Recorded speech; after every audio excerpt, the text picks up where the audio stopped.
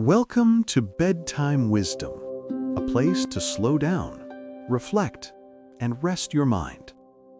Tonight's story begins now. Chapter 1, Origins and the Early Path.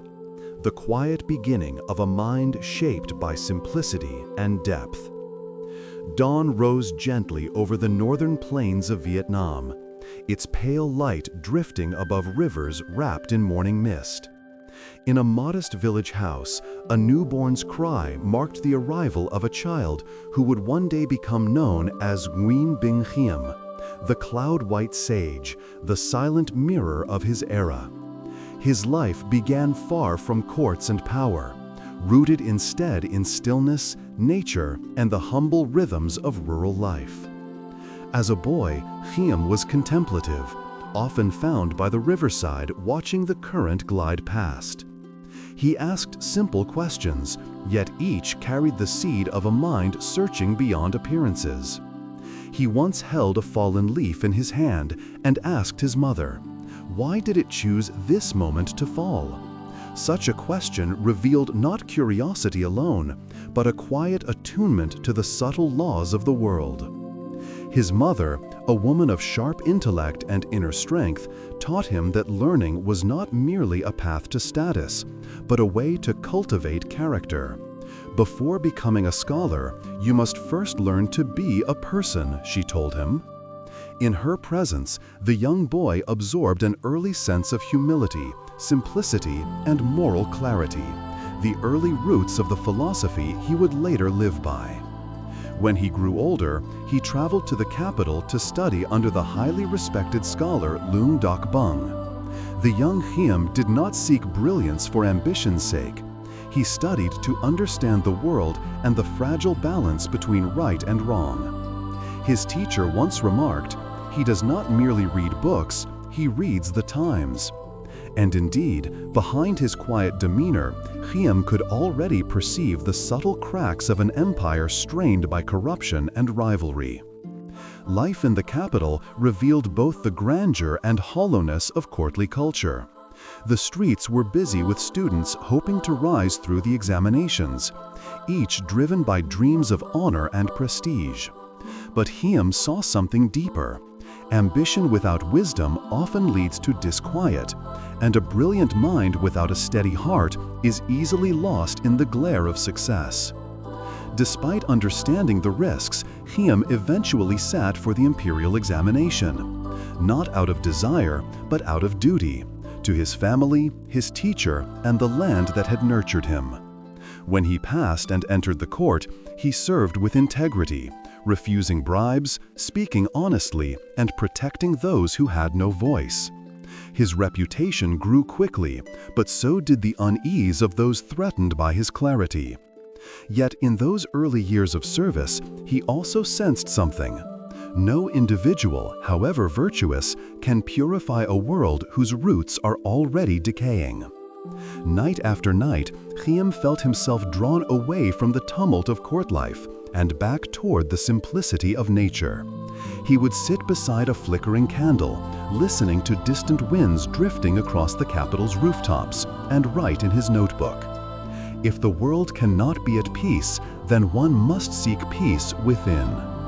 That thought, small, tender, honest, would one day become the foundation of his life as an unsee, a sage living among people yet untouched by the noise of the world. But at this point in his journey, the pole between two worlds, the outer world of duty and the inner world of quiet, had only just begun. The storms of politics were brewing. The kingdom was preparing to shake, and the man who would later be known for seeing far into the future was still standing at the threshold of choice. Chapter 2, Turmoil and Inner Realization. When the world falls apart, clarity begins to rise. Not long after Nguyen Binh Khiem left the imperial court, the kingdom descended into unrest. The signs had been present for years: whispered rivalries, shifting alliances, policies crafted not for the people but for personal gain. Yet once the final thread snapped, the unraveling was swift. From his small riverside retreat, Khiem observed the world as if watching a distant storm roll across the horizon. The Khiem he built, humble, quiet, nearly hidden behind bamboo groves, seemed untouched by chaos. But inside, he knew the nation was entering a decisive chapter, and with it, something within him was beginning to awaken. Winds of disorder. Messages arrived from the capital like echoes of a world he had left behind. Officials exiled or executed, generals turning against one another, factions rising and collapsing overnight, families fleeing their homes, ordinary people caught between hunger and fear. When villagers asked him what he thought of the turmoil, he would simply reply, "The world is noisy because the hearts of people are noisy." He did not speak these words to judge, but to reflect a truth he had witnessed up close. When desire grows unchecked, peace becomes distant. When fear dictates choices, justice becomes fragile. And when people forget one another, society forgets itself. Pog, visitors from a broken world. The more chaotic the nation became, the more people sought him out. Some came with hope, others with desperation. One former colleague arrived at dusk, exhausted and trembling. "Master Nguyen, everything has fallen apart. The court is overrun by those who care nothing for the people. How did you know this would happen?" Khiem poured him a cup of warm tea. "One does not need to know the future," he said gently. "One only needs to understand the seeds that are being planted." The man lowered his head. He realized those seeds, greed, rivalry, blindness, had been visible long before the collapse. Another night, a military commander arrived secretly, robes dusty from travel. He admitted, "I have won battles, but I cannot win against my own fears.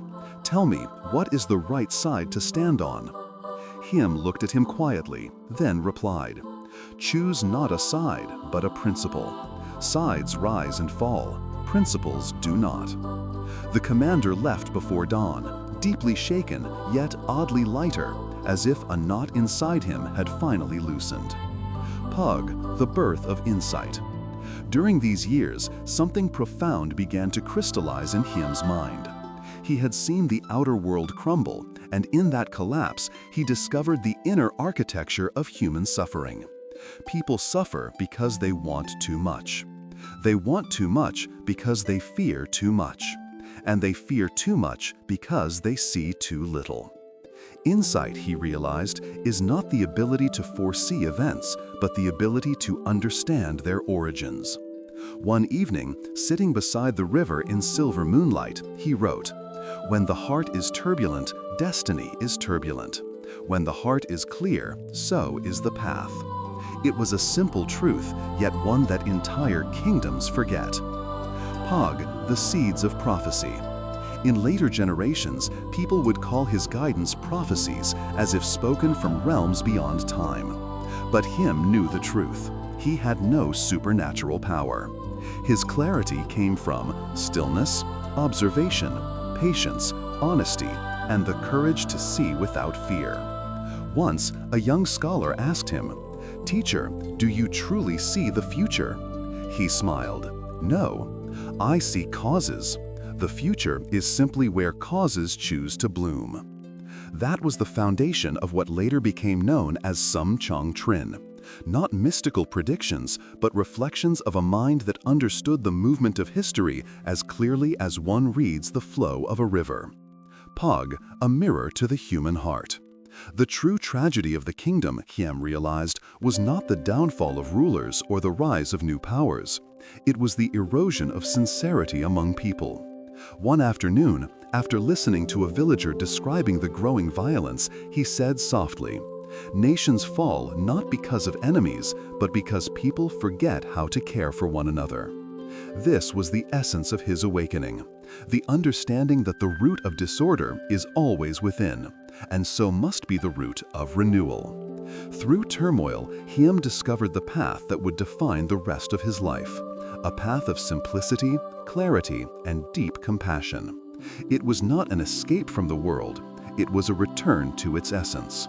And from this awakening, the seeds of his lasting philosophy, the art of knowing enough, began to shine. Chapter 3: Awakening and Legacy. The quiet radiance of a life that returned to its own truth. As years passed, the storms of politics continued to reshape the kingdom, yet Nguyen Binh Khiem remained untouched by their turbulence. From his humble riverside hermitage, he lived a life stripped of excess, rich only in clarity. The world outside roared, but within him a deeper stillness grew, like a calm lake holding the reflection of the sky with perfect honesty. It was during this period of gentle solitude that his philosophy reached completion. Not a system of rules, not an ideology, but a way of being. The art of knowing enough. Every morning, sunlight slipped through the bamboo slats of Bac Van Am, scattering patterns of gold across the floor. Khiem would sit with a cup of tea, savoring the steam as if it were part of the breath of the earth. Students gathered around him, seeking guidance not from a court scholar, but from a man who had learned how to live lightly. One student asked, "Master, what is the most important lesson you have discovered?" He answered without hesitation, "To know enough." The words were simple, but the silence that followed them felt profound. Seeing their confusion, he explained, "Enough is the point where desire cannot control you. Enough is the doorway to freedom. Enough is where the heart becomes light." He taught not poverty, but clarity, not withdrawal, but balance, not resignation, but freedom from the endless chase that exhausts the human spirit. Flower, a life of beautiful simplicity. Outsiders often mistook his simple life for hardship, but Khiem's simplicity was intentional, a way to make space for the things that truly mattered: thought, compassion, presence, and quiet joy. He tended a small vegetable garden, brewed tea, wrote poems, read old texts, and shared wisdom with anyone who came: farmers, travelers, officials, even soldiers. One visitor, a wealthy landowner, asked with disbelief, "Master, do you not wish for comfort, fine clothing, larger houses?" Khiem smiled gently. "What is large enough for the heart is large enough for the body. What is warm enough for the spirit is warm enough for the bones." It was then the visitor understood. Wealth had never given him peace, but this humble sage held it effortlessly. The sage among people. Unlike hermits who vanished into mountain caves, Nguyen Binh Khiem chose to remain close to villagers. This was the uniqueness of his path. He lived apart, yet among. He withdrew from power, not from humanity. People came to him for disputes, guidance, blessings, or a quiet conversation. And he welcomed them all with patience, never judging, never elevating himself. Once, when mediating a small conflict between neighbors, he said, "Great troubles begin with small wounds. Heal the small and the great will not arise." In this simple way, he became the heart of the community, a quiet center that held everything together. Galaxy, seeds of a timeless legacy. His teachings began to spread far beyond the village. Travelers carried his words across provinces. Soldiers repeated his advice to their comrades. Scholars copied his poems into thin notebooks. He never sought fame, yet fame found him naturally, because sincerity, once seen, is impossible to forget. People said he could see the future. He simply replied, "I see the movement of causes. The future grows from them on its own." He offered clarity, not predictions. And clarity, in a world clouded by fear and ambition, felt like prophecy. Fire, freedom, the heart of his philosophy. Late one afternoon, a young student approached him. "Master, what does it mean to be free?" He gazed at the river flowing quietly beside them. "Freedom," he said, "is not doing everything you want. It is not being pulled by everything you want." The student frowned, and he continued, "The fewer desires rule you, the more space your heart has. And in that space, peace takes root." It was this understanding, gentle, spacious, liberating, that shaped his immortal phrase, "Know enough and you will have enough."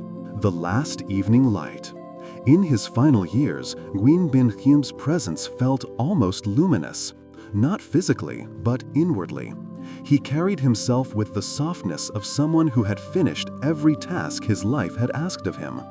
One evening, as the sun dipped behind bamboo leaves, a student asked, "Master, do you have any regrets?" He shook his head slowly, smiling. "I came with nothing. I leave with a quiet heart. What regret could there be?" When his final day arrived, he rested beneath the old bamboo, the river murmuring gently beside him. His breath was light, his expression peaceful. He did not leave the world. He returned to the stillness he had always taught. Fox, a legacy that outlives time. Though centuries have passed, his teachings remain clear, not because they change the world, but because they continue to change hearts.